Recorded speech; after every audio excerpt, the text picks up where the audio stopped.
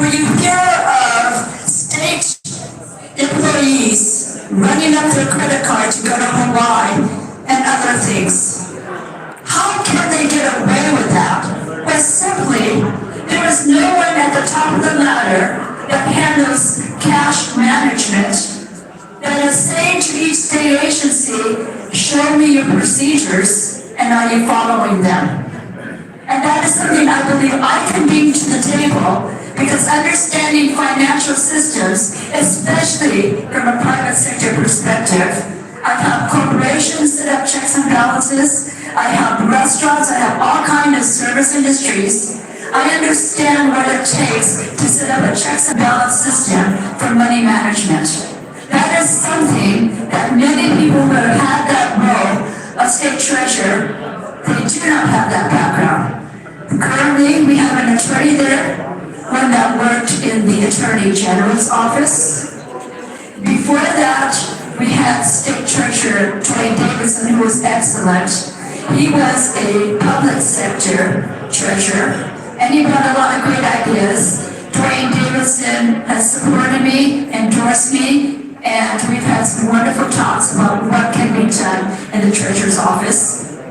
And before that was an economist, and other folks that were not CPAs or had skill sets in financial management. So this will be the first time that we don't have a public employee that was elevated to the next level, but someone from the private sector. The other thing I can bring is I have an understanding of business that people in public service do not have. That's called private sector, profit motive, bottom line management. And I have represented my clients before the IRS, Employment Security, LNI, and Department of Revenue. I know what they do to audit you. I know what the rules are.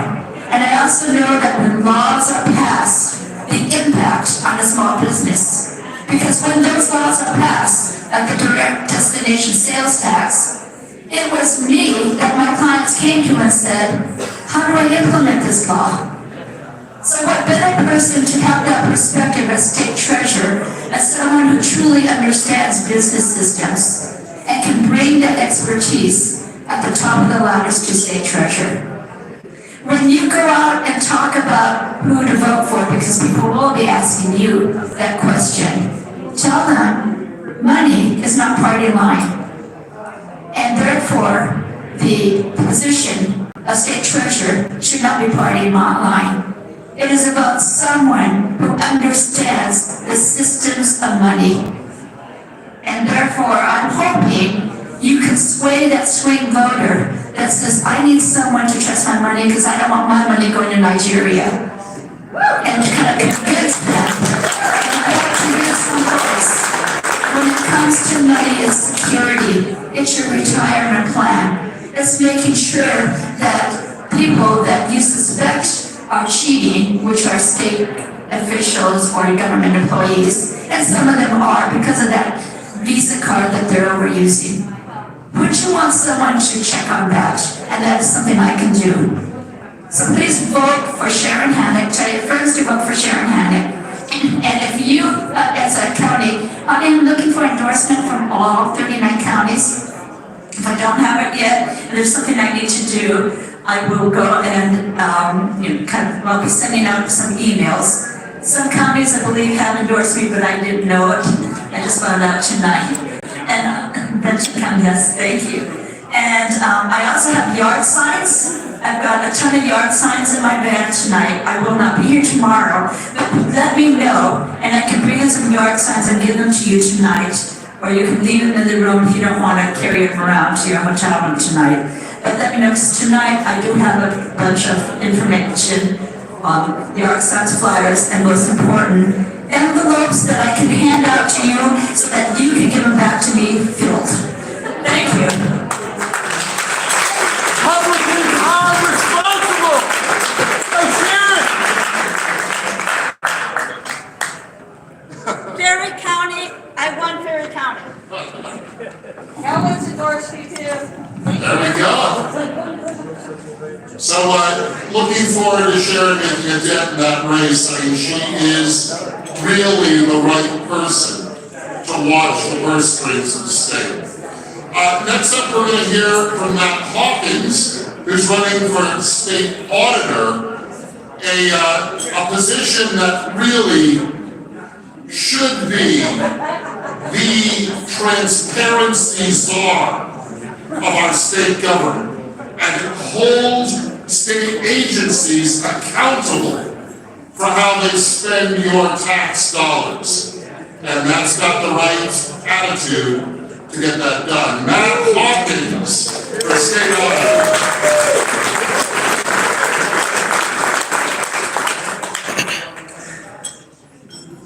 Suck it up, buttercup.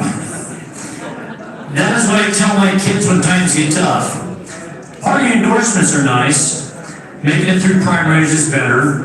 Winning in November is best. A year ago, I stood before this body as a leader stating that we need to unite and create a plan of action to win. We are not on that pathway. We heard this spring loud and clear from our base grassroots that they want to see results. Instead, it appears that we are being managed. Management by design allows for a few to win. Today, I would say that we are on a pathway for maybe the initiatives to win and no candidates. Speaking for myself, I have received endorsements from counties, legislative districts, and even the outside trade groups. The one group that refuses to endorse me, a candidate with no Republican challenger and only a terrible incumbent, is the mainstream Republicans. Tell me, when do we unite? We can approach our races individually, or we can be the party of action that the public is clamoring for today. They want to see these initiatives passed. More importantly, they want to see Washington restored to what we once remembered, where families and communities mattered. If we are to win in November, we must implement and execute a strategy to propose a win for all. If we don't, we will once again be branded as a party of confused action. Not sure about you, but for me and my house, we want to be known for our actions that support stronger families and communities. We can and should be that party. To that end, I provide the following 3-point strategy and plan for wins in November. 1. Create a ballot slate card with a headliner of the 4 initiatives, asking for people to vote yes to pay less. Then move right into and vote for the new state executive team, designed with these congressional districts in mind, and have all Republican candidates listed. This state needs a new team. I'm talking Secretary of State, Treasurer, the auditor, and so forth. Ensure that these slate cards are mailed to every home. I would ask for this body to request tomorrow that WSRB create a $3 million fund to both print and ensure that these cards are mailed into every home. If you want to understand how these work, talk to those counties that are doing it. In the state of Washington, by the time that the ballots are dropped in November, the RNC could also facilitate this by further support by ensuring that the text messages that they send out have hyperlinks to the slate cards without asking for funding. This delivery must be branded and must be comprehensive. Yes, we do not have the money yet. However, WSRP can create a dedicated account for people to donate into, and the money will come. People need to trust that this party will execute with fidelity. This needs to be done now with only 7 weeks left before ballots drop. Within this budget amount, we need to support a credible media campaign to support the slate cards. This approach allows for a concerted effort to brand and market a team as opposed to the various individual candidates, linking them with the initiatives. This is not just about getting people out to vote, but persuading people to vote for change. A change in policy, a change in direction, which requires a change in state elected leadership. Number 3, and please listen to this one. Let me provide a glimpse into our past. 4 years ago, August of 2020, WSRP leadership had a chance to petition through a constitutional process to remove Jay Inslee from the ballot and from allowing him to ever run for office again. All due to his inactions while in office. This plan was presented and promoted, and someone or a group within the WSRP leadership declined to engage. What might the last 4 years have been like if we did not have Inslee? Today we have the same opportunity. Yes, I know someone tried the 3 bombs, and others have tried the legal action. What no one is doing is the implementation of a First Amendment petition to remove Ferguson. If you want to ramp up the dialogue and have lasting and real impact, you will start a First Amendment petition to remove Ferguson from office and ensure that he does not have a right to run for office due to his past abuses of power and disregard for the Constitution, both the U.S. Constitution and the Washington State Constitution. If you want to spearhead a real momentum that can allow for change in the election of Republicans that believe in constitutional governance, then let me know and we can move dialogue into action. Please put this into action this weekend and you will have my support. Respectfully, Matt Hawkins, candidate for state auditor.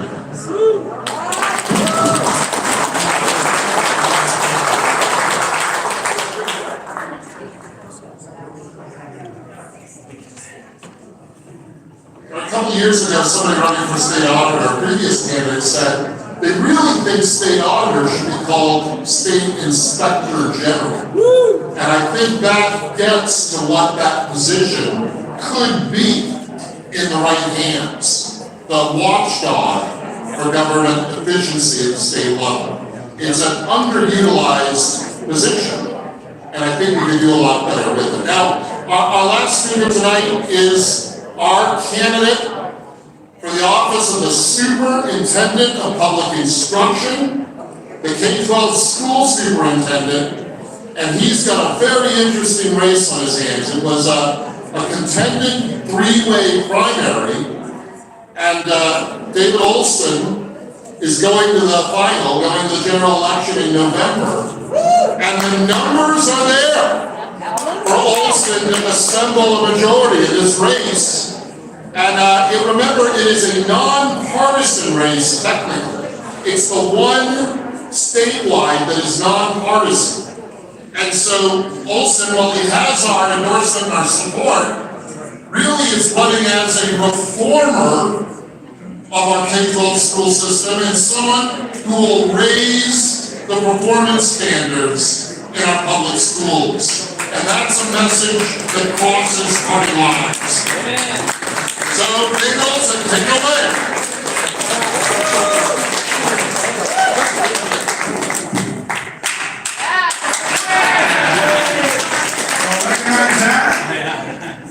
That's what a teacher does. She wants to get her students' attention, so it seemed like it works. I go over this afternoon from Gig Harbor, and tomorrow I'll be in other parts of the state. Like many candidates who are running for statewide office, we put in hard work, and before I say anything, I just want to say all the candidates for any position across the state, local, county, anyways, my hat was off to them. It's hard running for office. You have to put yourself out there, take a lot of crap, but to all the candidates statewide, every election. So as Jim said, the incumbent, our favorite superintendent of all time, Bruce Reindahl, got 39% of the vote, less than 40% as an 8-year incumbent. So thanks to all of you and all your work and all your help around the state. I came in a solid second, which is over 31%, and thanks to all the ballot curing that's been taken on, I've actually reduced the difference between Chris Reindahl and myself. And one of the things I did is I reached out on Friday to reach Saris, who came in third. So I asked him if he wanted to meet. And last week, a week ago today, I went up to Seattle and met with him, talked to him about his campaign He ran a respectable race. He never attacked me. He only focused on right dog. I never attacked him. So we were very respectful to each other, and we never, I don't ever disparage a candidate. So he appreciated how I treated him as well. So I told him, sort of like the Ronald Reagan rule, we could disagree on 20% and get along on 80 and agree on 80 and still be friends. Now, he's definitely not my leaning, but we agree on a lot of the same issues. We want to restore academic rigor in our Washington education system. We want to fix our special education funding. We want to help mental health. We want to eliminate cell phones, social media in our schools. And there's a few things we disagree on. He supports trans communities, girls. I don't, and I'm on record for saying that. He doesn't support charter schools. I do, and I'm on record for saying that.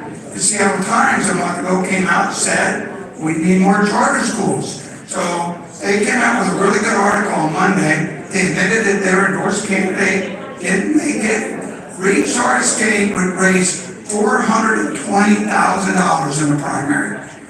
Twice what Chris Reichel raised. Reichel got 220 and I got 68. Much lower than the rest of the candidates. But the way I got to the primary is old school. I born and store in the state. So like other candidates, I got my car and I drove 5,000 miles a month all over the state. I attended fairs, walked in parades, attended Lincoln Day dinners. I did the hard work and I earned it and I made it to the primary. And I'm really proud of that. Everyone in this room, in some small way, helped me make it to the primary. And I'm going to need all your help to the general election. I believe that we have a clear path that Reed Sars's voters, in my opinion, will vote against right dog. These are moderate Democrats that are fed up with our public education system, and they would those that vote against Chris Reichel. So I'm going to be hyper-focused on certain sectors in the state, primarily King County and Snohomish. But I got an email today, someone questioned my campaign website. By the way, my campaign website is davidolson.com. Max donations are $4,800. So let me repeat that. davidolson.com. So any donation would be appreciated. But they were questioning why I didn't have something on my campaign page.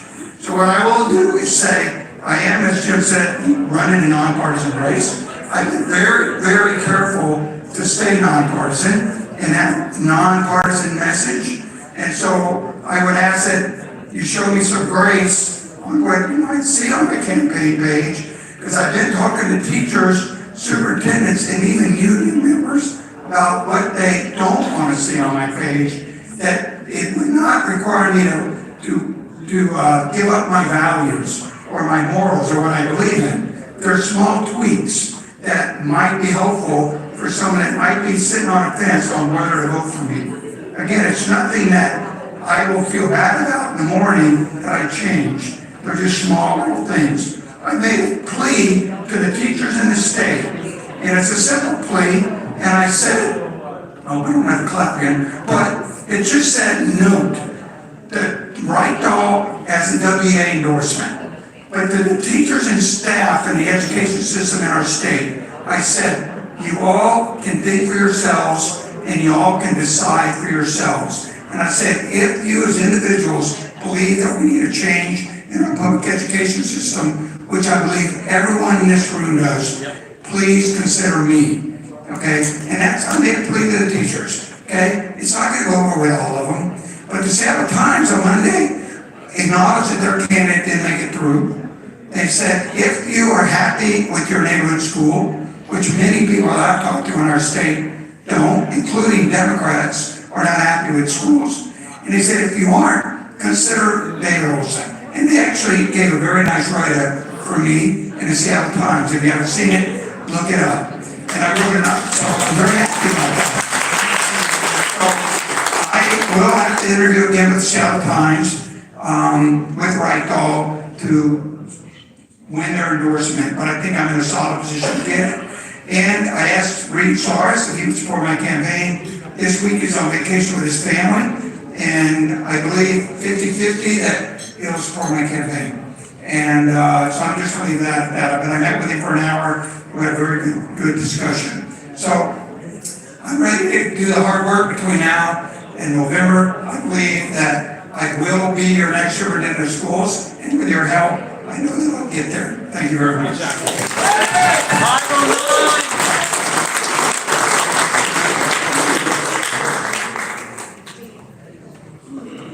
You know, winning is about numbers, and Olson's numbers are very promising. So you get the chance to chat with them here for a minute, and any of our candidates who are still here, take a minute and talk to them and hear more about what they're doing. It's so hard in a few minutes to talk about these statewide races. There are so many issues involved. There's so much work that all of these candidates do. But take the opportunity you have here tonight, say hello and hear a little more. But we do think, as Hawkins said, that a new team is needed in the executive branch in Olympia. And we are going to do everything we can do to help these good people get across the line. So give them all a good hand.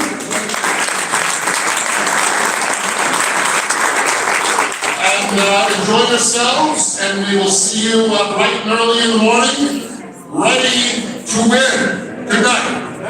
Let's go.